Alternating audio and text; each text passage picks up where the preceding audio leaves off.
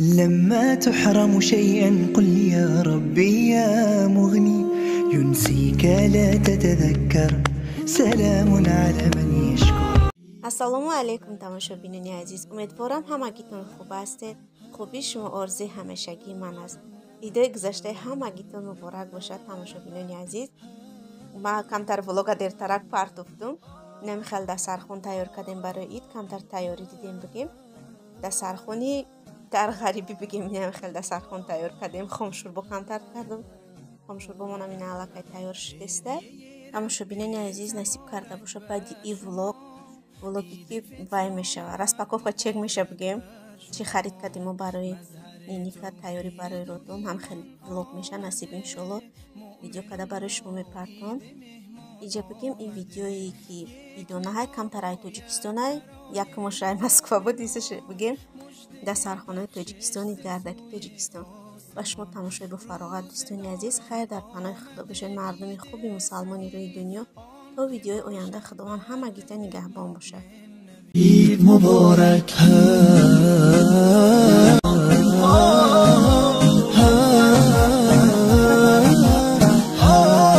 هدیه رب تبارک بر شما، عید فطر آمد مبارک بر شما، مظهر توحید و ایمان آمده، مؤمنان را عید مهمان آمده.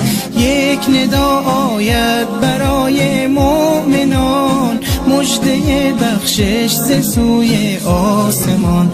روزداران آمده عید سعید، آن که باشد بر دل مؤمن نوید مبارک. روز ایثار است و روز تهنیت، روز تبریک است و روز تسلیت. تسلیت بر روز خاران می شود، تهنیت بر روز داران می شود. عید فطر آغاز فصل بندگیست، تا بشه فضل خدا بر زندگیست. ای که هستی طالب احسان رب، باز آ در وادی رضوان رب، باز آ در وادی رضوان رب. عید مبارک